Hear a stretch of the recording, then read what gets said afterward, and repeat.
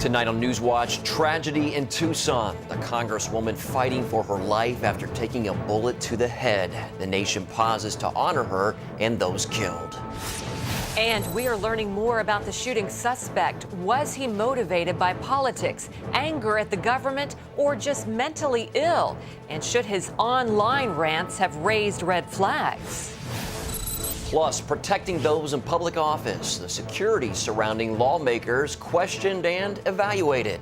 All this and more tonight on NewsWatch. The nation paused today to honor the victims of the shooting in Tucson. Good evening. I'm Mark Martin. And I'm Wendy Griffith. President Obama calling today for a moment of silence. From the White House to the nation's capital to Tucson and even in space, the thoughts and prayers of the nation were sent to Congresswoman Gabrielle Giffords and the Tucson shooting victims.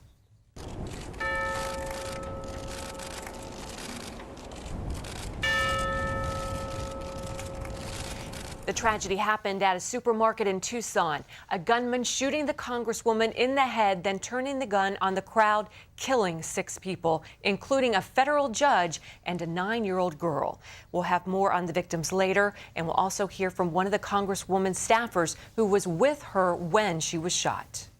More clues are emerging about Jared Loughner, the suspected gunman. He appeared before a court today and apparently was a deeply disturbed individual with strange beliefs. Paul Strand starts our coverage tonight from Washington. The man accused of shooting Giffords and 19 others faces court today and the chance of the federal death penalty because federal workers, like Judge John Roll, were among his victims. Rather than politically motivated, 22-year-old Jared Loughner seems to fit the profile of the crazed, obsessed lone gunman, and in his case, isolated, deluded, lonely gunman. He probably was ostracized to a significant extent by other people. And that means he's not going to get the sort of regulation of everyday experiences. Loughner left notes in a safe pointing to an assassination attempt on Giffords, whom he'd talked to once in 2007. And told me he asked her some question that made absolutely no sense to me. But he said, I can't believe she doesn't understand it. Politicians just don't get it. Loughner once proclaimed in a YouTube video, "No, I won't trust in God." And one classmate once called him left-wing and a pothead. Some wonder if Giffords was targeted because she's Jewish, Hitler's Mein Kampf being on Loughner's favorite books list. This weekend, Giffords' home synagogue gathered to pray for her. I think Gabby would have wanted us to be here today. If one of us were hurt, she would have been here for us, so we're here for her. Inside this hospital, Giffords is doing amazingly well for having had a bullet go right through her brain, but she now faces the danger of swelling as her brain tries to recover from the extreme trauma. The CAT scans are showing that there is no progression of that swelling. We're not out of the woods yet. That swelling can sometimes take 3 days or 5 days to maximize, but every day that goes by and we don't see an increase, we're slightly more optimistic. Tucson is reeling from the Saturday shootings, but there's gratitude as well for the heroes who tackled Loughner and likely saved many, many lives. Joe Zamidio pinned Loughner down before he could reload his Glock. Well, I think this is how we need to react. We're Americans, and we need to not be afraid. But the 6 deaths have left so much mourning across Tucson, like at the home of the shooter's youngest victim, Christina Taylor Green. She comes into the world on 9/11, and then at 9 years old, she leaves it on this terrible day. Giffords' community outreach coordinator, 30-year-old Gabe Zimmerman, was cut down just weeks before he planned to marry. He served local help groups when not working for Giffords. He was an old soul in a young man's body who was a real special treasure for Tucson. The oldest victim was 79-year-old Phyllis Schneck. She liked to do crafts, puzzles, and she was one of the best cooks you'd ever want to find. Paul Strand, CBN News. Another victim was 76-year-old Dorwin Stoddard. He was an active worker in his church. He died while trying to protect his wife. CBN News' Chuck Holton is in Tucson and has his story. Mike Nowak has been the pastor of the Mountain Avenue Church of Christ here in Tucson for about 15 years, right? That's right. What can you tell me about this hero and his wife that attended your church? Mavi and Doran were married about 15 years ago after losing their spouses, and came here and wanted to be a part of the Mountain Avenue Church of Christ. They decided to get involved in the benevolence ministry. We knew they had a compassionate heart. They were giving people. They complemented each other quite well. So we decided to give them that program. And time out, Darwin was also a maintenance man in his previous work, and we gave him the ministry of maintenance. And so they took that control of those two things, and things have been going so well. We've helped a lot of people because of them. How do you see God working in this tragedy? I've been pastor here 15 years, and I've never seen people come together so well as we have since this tragedy. I'm not saying that this was needed for our community, but so many people have been drawn together because of this, and God has been praised throughout this whole time. So God is working maybe in the shadows of our hearts and allowing us to do what we should have been doing a long time ago, encouraging and uplifting people in a world that's really struggling with a lot of pain and anger. Well, Darwin was a real hero. He dove on his wife and saved her life, didn't he? When I talked to Mavi in the hospital, she told me that when they heard the gunshot wounds, he grabbed her and he pulled her down and he ended up on top of her. Her wounds were minor. She got shot in the leg, but unfortunately he was shot in the head, and she believes that that shot could have happened to her if it wasn't for him falling on top of her. Mm-hmm.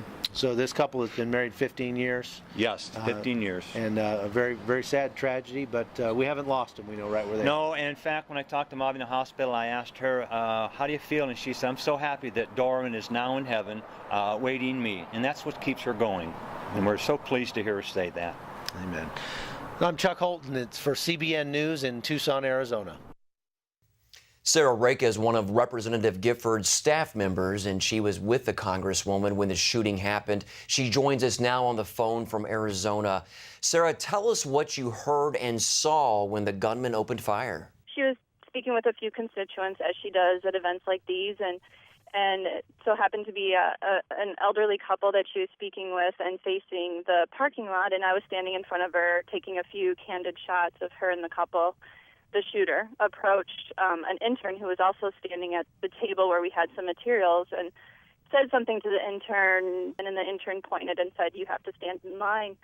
And the shooter walked behind me and went and stood in line, and a few minutes passed, and then he casually walked behind me, stood next to me, and raised his arm, and I saw that there was a small gun in his hand and shot. That's when I ran. And it was just constant shooting. I don't know how guns work or how that specific one works either, but it was just bam, bam, bam, bam, bam, bam, bam. And I just ran and was fortunate enough to hide behind a car and walk away uninjured. But it was just shot after shot. How are the staff doing? What's the mood among your colleagues? How are you doing? We're coping. We've always been a very close family. Congressional staffs are typically small, and our district staff here in Tucson is only 10 people, and we've always been very close. Obviously, even pushed closer now. We're incredibly saddened by the loss of Gabe Zimmerman, who was a great member of our staff and a wonderful human being. We definitely are working through this, but we wanted to keep the office open to support our community as well. Okay, Sarah Reka, thanks so much for being with us. The shooting has members of Congress questioning and evaluating the political tone in Washington. Some saying the rhetoric is too harsh and calling for change. John Jessup has the story from Capitol Hill. Members of Congress are still in shock. For some, the emotions are hard to restrain. You know, by every indication, the fighter that Gabby Giffords is showing full strength. Described as a centrist Democrat, Congresswoman Gabrielle Giffords won a hard-fought campaign last November, earning her third term in Congress. Her colleagues say she's the kind of person who's liked by all who know her. Gabby Giffords was a role model. She was a person who was passionate about issues, but very even-tempered in her approach to things. I mean, she was really one of our brightest lights in the United States Congress. House Speaker John Boehner confirmed that this week's legislative business would be postponed because of the shooting. An attack on one who serves is an attack on all who serves. Such acts of violence have no place in our society. Some take it a step farther. Even more broadly than that, it's an attack on our democracy. This was not her office's first run-in with violence. Giffords' district office was vandalized last year in the wake of the controversial health care vote, which she supported. While some suggest the tone of politics as a possible contributing factor to the shooting, Congressman Trent Franks, also a part of Arizona's congressional delegation, isn't sure that link can be made. He says the shooter simply was unstable. We should not let people like that be the sentinels of our discourse in politics. We should not say, well, we don't want to say anything because some lunatic might not like it or might turn it into something it shouldn't be. We have to be able to have honest, open, and even intense debate in this country, because truth is a precise thing, and we have to be able to exchange our perspectives on that. On Sunday, 800 people, members of Congress, their spouses, and staffs, dialed into a bipartisan conference call with the House Sergeant at Arms and the Capitol Hill Chief of Police to address security, something on the minds of many, especially since the dead include one of Gifford's staff members. It comes with some great risks being in a free republic like this, where we interact with our constituents on a close basis. But I will tell you that freedom is worth the risk, and I think Gabby Giffords would even attest to that. The flag on top of the U.S. Capitol building waves at half-mast. The same is true for the other office buildings on Capitol Hill, as well as the Supreme Court, which sits across the street from the Capitol. It is a sign of solidarity, showing that lawmakers stand with Congresswoman Giffords as she fights to recover. John Jessup, CBN News, Capitol Hill. Coming up, protecting those in public office. Should lawmakers beef up their security?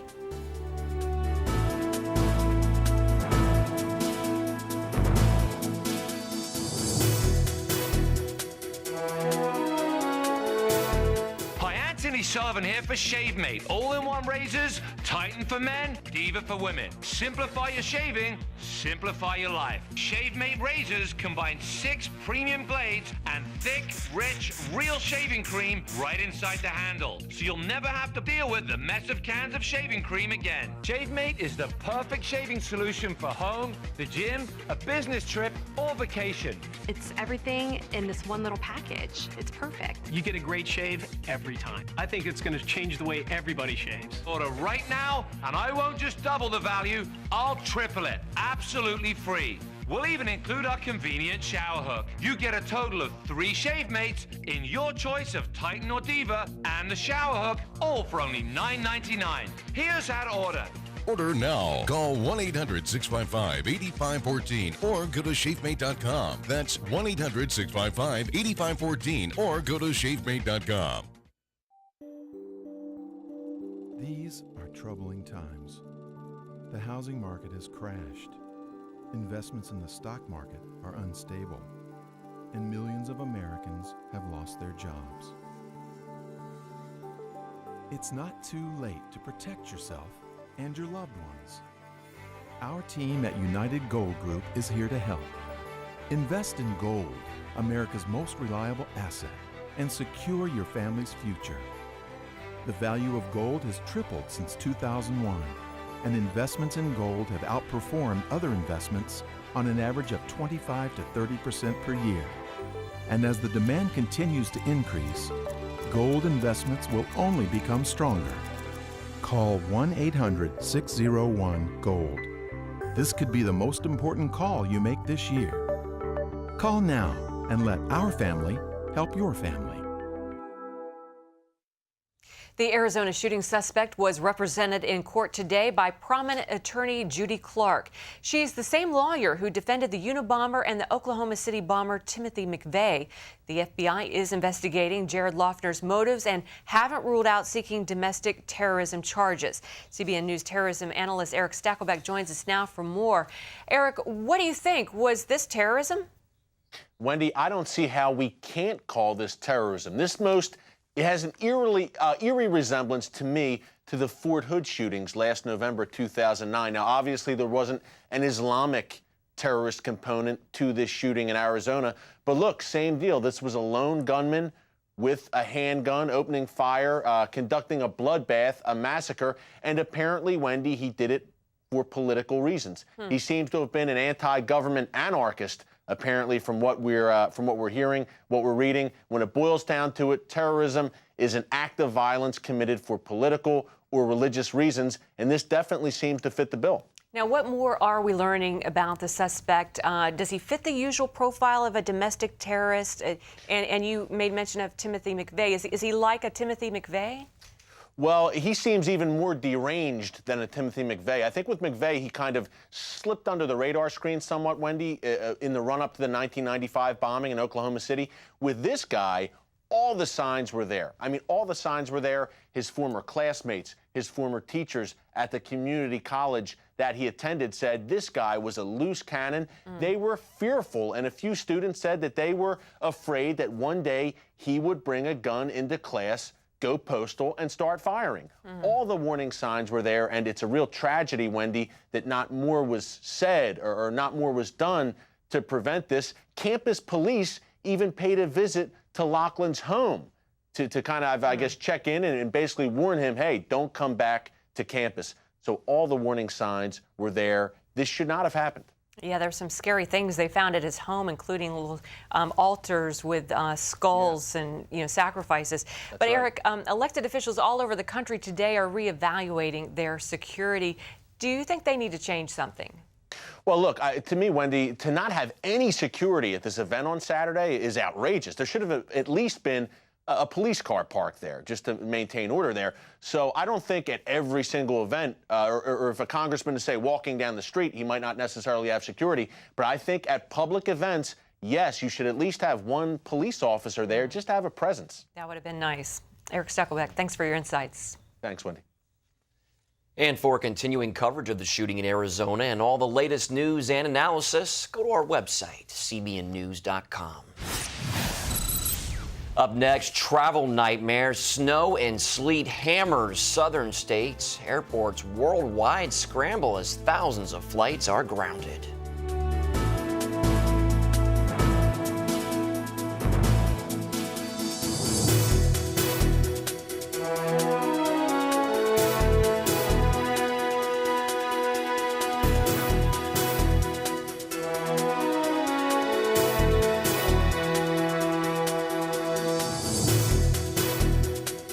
CBNNews.com. News you want, when you want, 24/7. Stay current with up-to-the-minute stories. David Brody, CBN News, Capitol Hill. I don't have to wait for my news anymore. CBNNews.com, at your fingertips all day long. I only watch the stories I want to see. I find the story, I click on it, and boom, I'm there. I'm Chris Mitchell, reporting from Jerusalem. The source for your news, CBNNews.com. The doctor came in. I was still waking up from anesthesia. He leaned over my bed and he said, "Laura, you have cancer." And he walked out of the room. The first thought is, what's going to happen to my children? It's pretty rare for a person as young as me to get Hodgkin's disease. Well, you would think, am I going to be here next year? Am I going to be able to spend more time with my family? And that was really hard. The doctor says I would like to have his wife, his pastor, and his two best friends present. Then you know you're about to receive really bad news. There was very little hope given to us. I just wanted this cancer out of me. I wanted to take care of it and move on. We saw an ad on TV for Cancer Treatment Centers of America. And when I called them, I was very surprised that they were so quick to help us. The second that we walked through the door, I knew that was the place that I wanted to be. If it wasn't for their kindness and giving, it would be unbearable to be able to go through something like that. And I honestly don't know how people who don't get that are able to handle it. We were looking for medical care that would help us fight cancer, not manage it, but to actually fight it and beat it. And that's what we found. Most people thought that that was a death sentence. I knew that I wanted to fight this. I knew I wasn't going to let that happen to me. If you're a winner and you're a fighter and you're strong, you're going to stay that way. Your mental makeup, your attitude that you've taken your whole life with you, you're going to keep that attitude. I said, let's just do it, and let me go on with my life. Call now and we'll send you this free DVD that shows you how the most compassionate group of people anywhere puts you at the center of everything we do. Advanced medical treatment combined with unique supportive therapies give you treatment options you may not even know exist. Cancer Treatment Centers of America is the way of the future. Patients are now taking control of their own healthcare destiny. I truly wondered when he had cancer if I would ever get him back. Thanks to Cancer Treatment Centers of America, I have my husband back.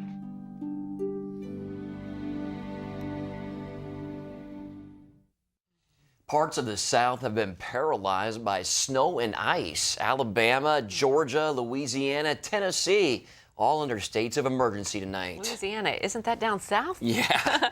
Well, the conditions are being blamed for at least 3 deaths, and the storm is on the move. Here's Heather Sells.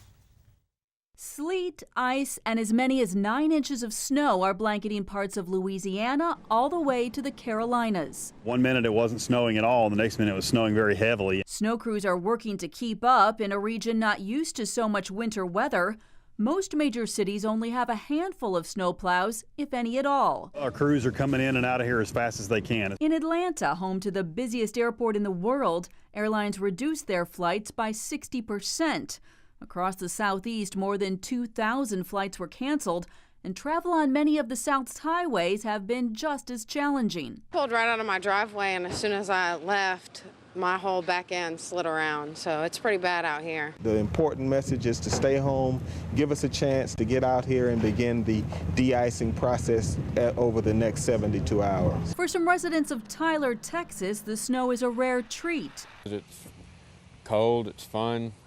From Texas, you never get to see it, but very little every year, so it's always fun. We fired up movie time, but then when the ice that was falling turned into snow, everybody had to halt the movie time because we all had to jump into our snow clothes and go outside. The storm is expected to move north over the next 2 days, causing even more travel disruptions. Philadelphia could see as many as 8 inches. As much as a foot of snow could fall on Boston. Heather Sells, CBN News. What a mess. Vice President Biden made a surprise visit to Afghanistan today. This is his second trip to the region.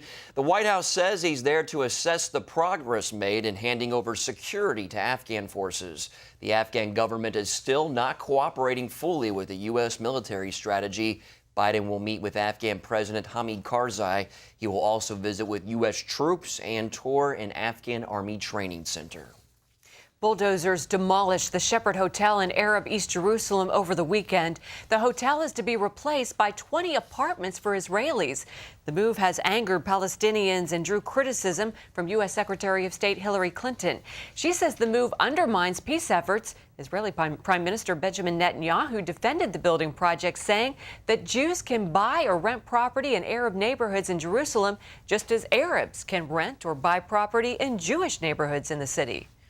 Iran won't be able to build a nuclear bomb until at least the year 2015. That according to new intelligence estimates from Israel. The Washington Times reports that Israel's beliefs coincide with analysis from the U.S. America believes Iran has had difficulties getting the specific type of equipment it needs to build a nuclear weapon. Many analysts doubt Israel plans a military attack on Iran's nuclear facilities in the near future. Authorities in Iran arrested 25 Christians the day after Christmas. Elam Ministries reports that special security officers raided a number of Christian households in the early hours of December 26th. The officers physically and verbally abused the Christians, then handcuffed them and took them in for interrogation. 11 Christians have since been released, but authorities still have 14 in custody. Tehran's governor general says he intends to arrest more Christians. Southern Sudan began casting ballots in a freedom vote on Sunday. The vote on independence will likely lead to the Christian South seceding from the Muslim North, which would form the world's newest country. This is the historic moment the people of Southern Sudan have been waiting for. Fighting has flared up in the region since voting began. Arab tribesmen and militia believed to be supporters of the North attacked and killed 20 police from the South on Sunday. Defense Secretary Robert Gates is in Beijing today, mending military ties between the U.S. and China.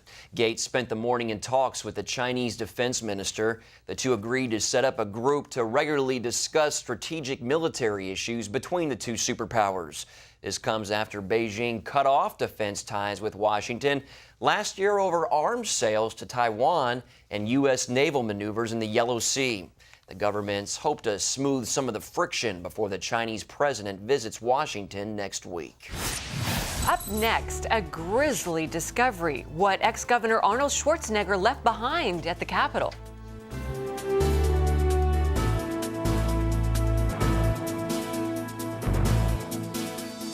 Finding video on CBN.com just got easier.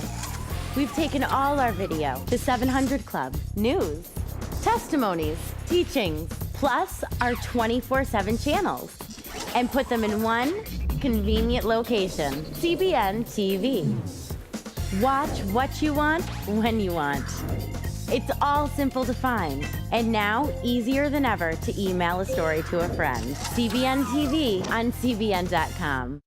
The doctor came in. I was still waking up from anesthesia. He leaned over my bed and he said, "Laura, you have cancer." And he walked out of the room. The first thought is, what's going to happen to my children? It's pretty rare for a person as young as me to get Hodgkin's disease. Well, you would think, am I going to be here next year? Am I going to be able to spend more time with my family? And that was really hard. The doctor says I would like to have his wife, his pastor, and his 2 best friends present. Then you know you're about to receive really bad news. There was very little hope given to us. I just wanted this cancer out of me. I wanted to take care of it and move on. We saw an ad on TV for Cancer Treatment Centers of America, and when I called them, I was very surprised that they were so quick to help us. The second that we walked through the door, I knew that was the place that I wanted to be. If it wasn't for their kindness and giving, it would be unbearable to be able to go through something like that. And I honestly don't know how people who don't get that are able to handle it. We were looking for medical care that would help us fight cancer, not manage it, but to actually fight it and beat it. And that's what we found. Most people thought that that was a death sentence. I knew that I wanted to fight this. I knew I wasn't going to let that happen to me. If you're a winner and you're a fighter and you're strong, you're going to stay that way. Your mental makeup, your attitude that you've taken your whole life with you, you're going to keep that attitude. I said, let's just do it, and let me go on with my life. Call now and we'll send you this free DVD that shows you how the most compassionate group of people anywhere puts you at the center of everything we do. Advanced medical treatment combined with unique supportive therapies give you treatment options you may not even know exist. Cancer Treatment Centers of America is the way of the future. Patients are now taking control of their own healthcare destiny. I truly wondered when he had cancer if I would ever get him back. Thanks to Cancer Treatment Centers of America, I have my husband back.